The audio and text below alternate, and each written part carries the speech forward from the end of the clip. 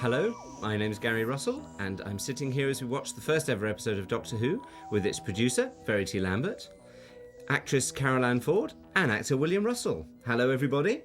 Hello. And there we see the very first person ever to appear in Doctor Who, the fantastic Reg Cranfield, playing the policeman.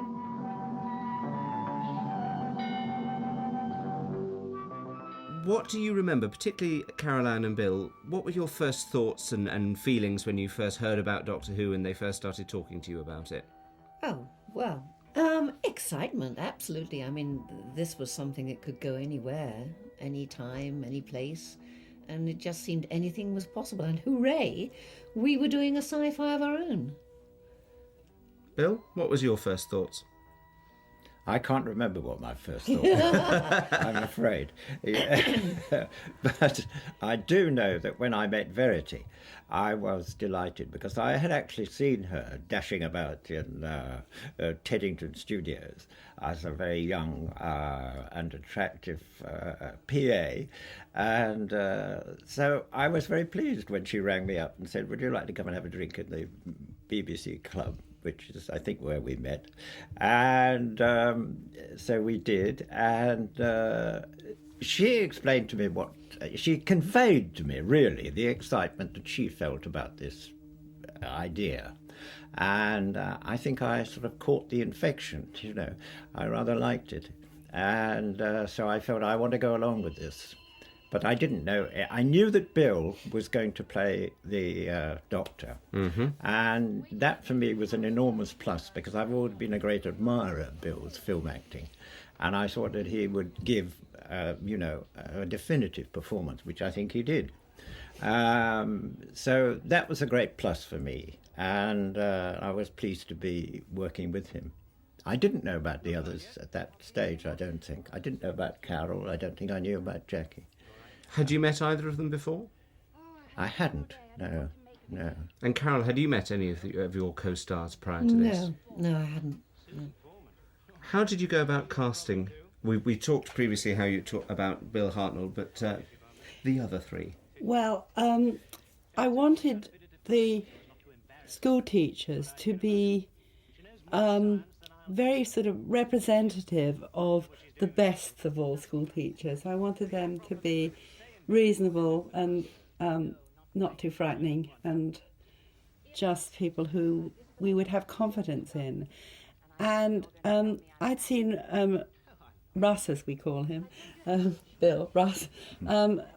You'd played Sir Lancelot, hadn't you? Rather a noble part. And I remember thinking, well, he's an attractive man. Maybe I would really love him to do it. So I was very, very happy when that Russ responded so positively to it. And Jacqueline Hill, was married to a friend of mine, and was also a friend of mine, and was a very fine actress, had done many leading roles. And I wasn't at all sure whether she would want to.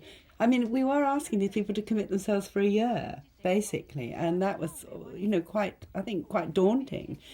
But I rang Jackie up because I think she brings a great reality to her performances, and said, would you be interested? And she explained the idea, and she was. So that was how Russ and Jackie came to be cast. And then Caroline, I think we saw quite a few people, and it was a rather sexist thing, but I remember she had to be able to scream. Very good. So I think poor Caroline came in, and Warris and I think, saw her and said, well, give us a scream. Which she did very convincingly. But I think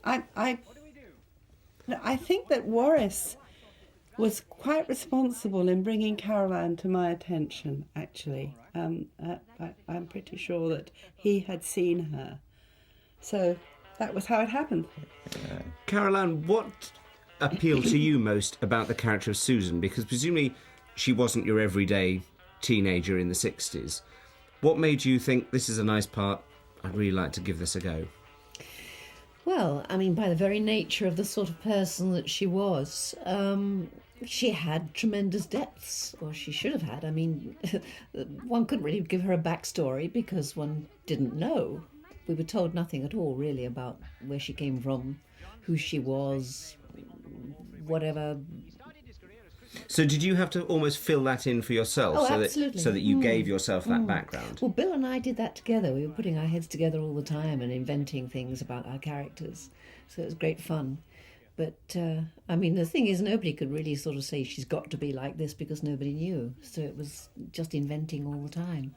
That was the whole mystery, really, that we didn't know. Nobody knew anything about the doctor. Consequently, nobody could know anything about his granddaughter. Or even if she was his granddaughter, she might not have been, for all we knew. That's only something that people have been saying recently, though. I mean, it was accepted at the time, wasn't it? I think we accepted that she was his granddaughter, yes. Certainly that she came from the same place, anyway. Mm-hmm. Verity, we were talking earlier about this being a very contemporary drama, which is unusual for something aimed at children. Was that something that you really wanted to do? Is that why you had the school children and the teenage girl? Is that to try and bring the audience in? Are they good focal audience characters? Well, certainly. I mean, that was part of the idea of Doctor Who, that there would be a young person who would be able, since we were looking at this series going to be for kids between 8 and 14 as a kind of demographic. Obviously, we needed someone of their own age, near their own age, for them to relate to, and so that was what I think. The thing for me is that with all the casting is what I wanted, and what I suppose everyone or every producer wants all the time is people who make you believe in them, who are real, who play things real. And I really do think, looking at the old Doctor Who, nobody was sending it up. Everybody played it for the truth, and that made it very convincing. Mm. Earlier on this DVD, we've had the pilot version of Doctor Who, which is slightly different from this. Was this unusual for you two as actors to go into the BBC to shoot a version of Doctor Who and then go back 2 weeks later and reshoot it again? The first for me. It never happened to me before. It never happened to me before. I mean, it was extraordinary.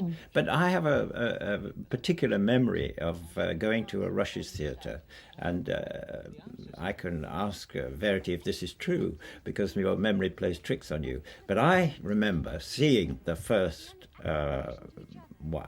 being shown the first episode that we'd done, and there was a complete silence in the W theatre. Nobody said anything, nobody moved, and suddenly Sidney Newman stood up and said, "Do it again, Morris." Now that, I may have dramatised that, but in my memory, but that is exactly what I remember. I can't remember actually ever.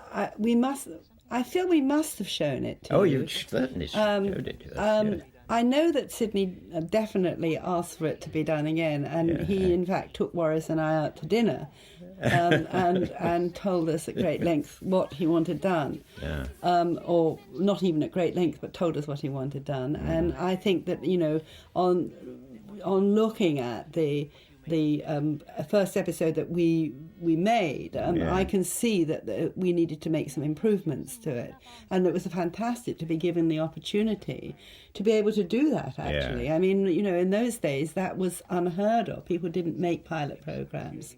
But if you think about it, for something that's going to run, it was being proposed to run for a year, then it's in everyone's interest to make the first episode as good as it possibly can be.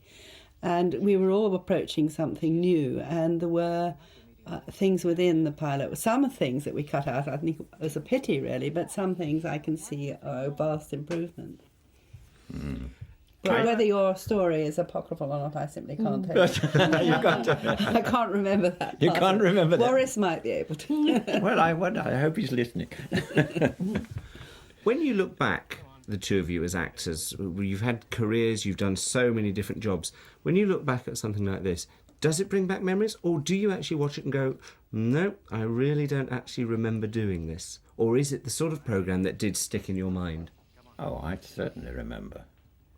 Certainly, I'm sure Carole does. I can remember most of it. You know, it really vividly comes back to me, yes, certainly. I must say, I tend to remember my feelings about it rather than specific incidents, but the odd specific incident does sort of pop into my brain too. What sort of feelings does this evoke? Do you sit there and think, oh, isn't this nice nostalgia? Or are you watching it from a technical point of view and going, oh, I wish we'd done A, B or C? It literally takes me back to when I was there. I mean, I can literally almost smell it. I can recreate my feeling as I was in the studio doing it. It's very strange. Well, my thoughts when I watch it again really are that it was a really splendid piece of work, because I think that the script allowed us and the production allowed us to act, and we had time and space somehow to present the characters. Now, it was all done in a great rush.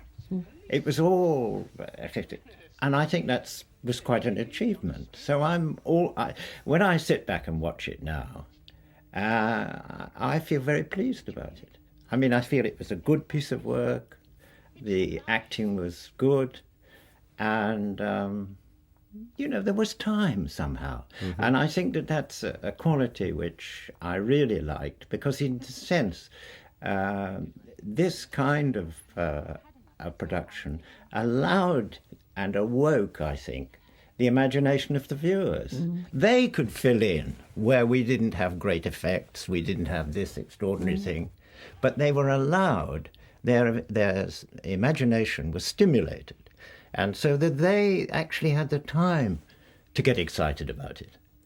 And I think that was part of the success of the thing. The amazing thing, I think, is that I was having letters from the 8 to 14-year-olds, but also up to 80-year-olds, and from the most diverse amount of people. I would have Oxford professors writing to me, nuclear physicists writing to me, the most amazing people. And indeed, I've met these people at conventions, the most fascinating people.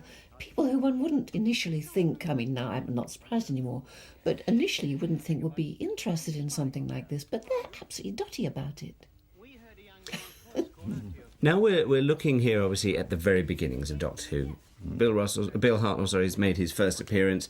I want to ask you something about these very early days of the programme. The one person who probably never gets the recognition that he deserves is Sidney Newman, without whom this programme wouldn't be here, and we wouldn't be here talking about it.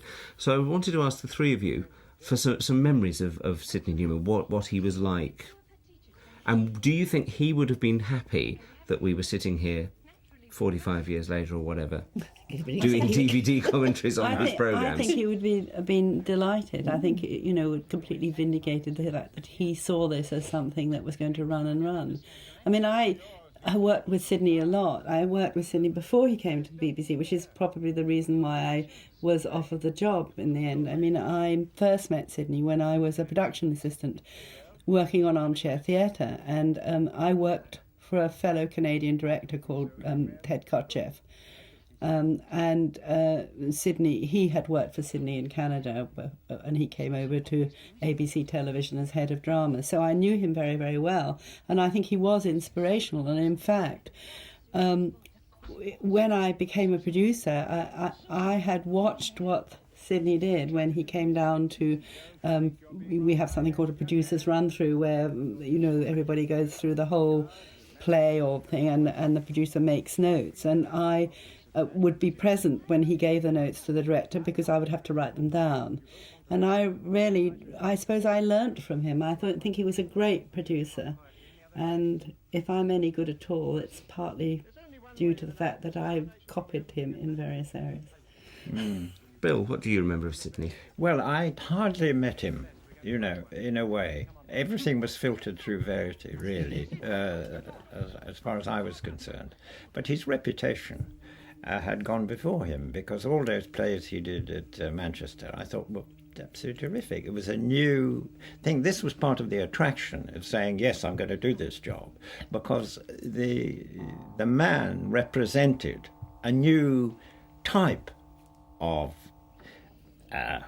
character coming into television. I mean, when I think about the old television, the things that I'd done before, it was it's rather difficult to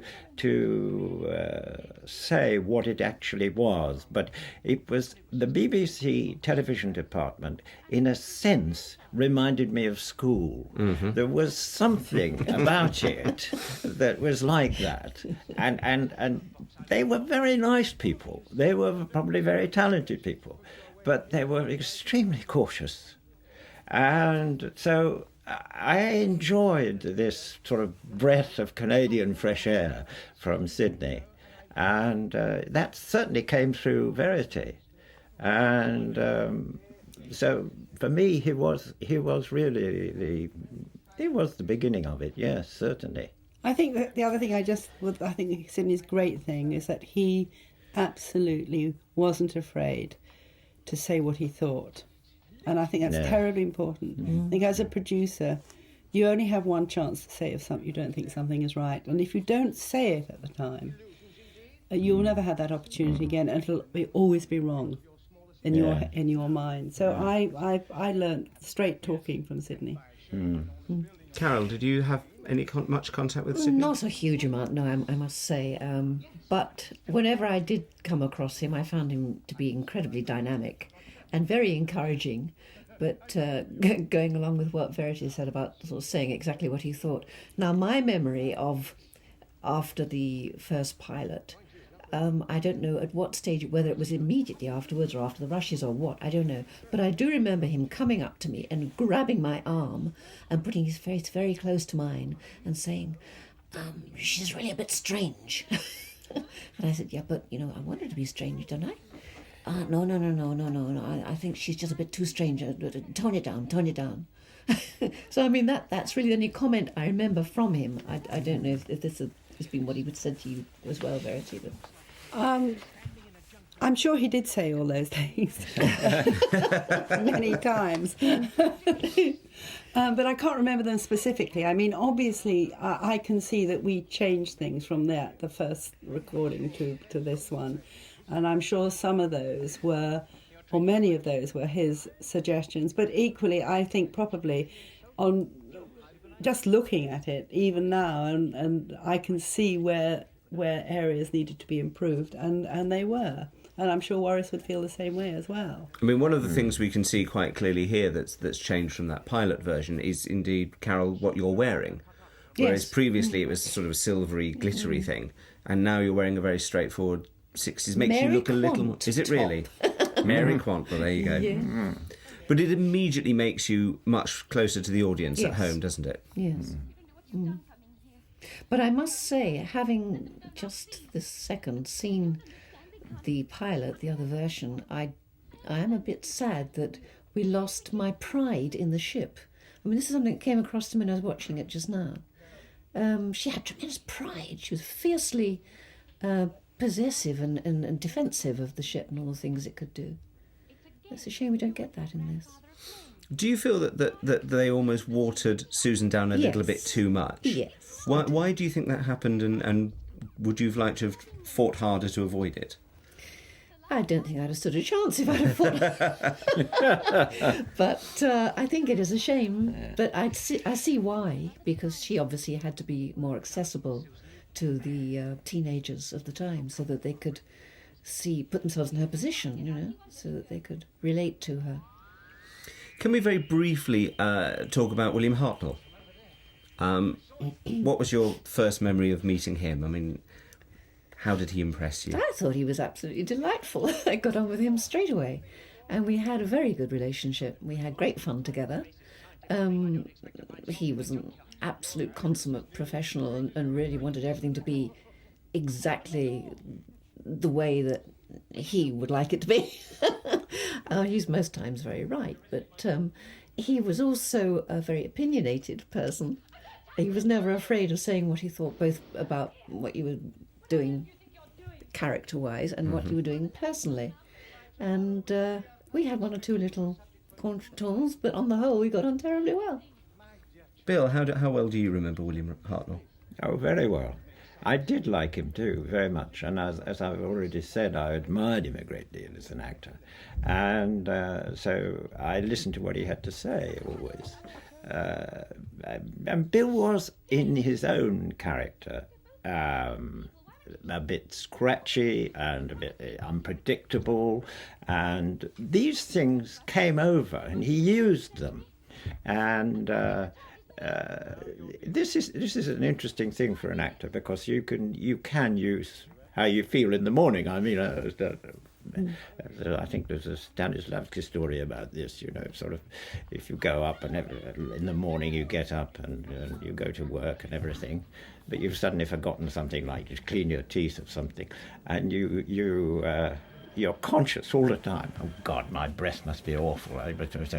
So if you get a chance to go out and clean your teeth in the rehearsal and come back, the director can say, well, that's much better, much better. You know, that's much better. That's much better. Yes, that was better. Yeah. Well, perhaps it's the same, I don't know. No, that probably has been tweaked slightly. Yeah. It's a very nice idea as well, Verity, to take the title sequence images and actually use that within the context of the programme. Yes. Would that have been a case of, oh, those are nice titles, let's use that in the programme, or do you think it was a case of, we need something in the programme, let's adapt it for the titles? I think probably the latter. I think we probably said we need to have the impression of the TARDIS moving, and use that sort of, they did look sort of otherworldly and sort of spacey. So we used, I don't think we used it forever, because eventually, once it had been established, I think we, but this was the first time, so and we had to kind of say there was a journey being made here. And I noticed that I think we used more of them in the second one than we did in the first one. Was it something that Sydney liked? And here we are, drawing to the close of the very first episode of Doctor Who, which really is television history. It's an amazing piece of drama. It's an amazing episode, and you know, it has spawned a programme that is now still running today. So very briefly, can I ask you, are you proud to have been involved in it? Oh, absolutely. It's amazing, isn't it? Of course. It's an extraordinary thing to have done. And are you pleased, Verity, that it's still going today, and something you set up and created all those years ago is still going? Yes, of course. I mean, it's astonishing, really, and the new series has been so successful. And I mean, I like to think that, you know, we contributed a bit towards that. Yeah. So there we have it. That is the beginning of Doctor Who. Thank you very much.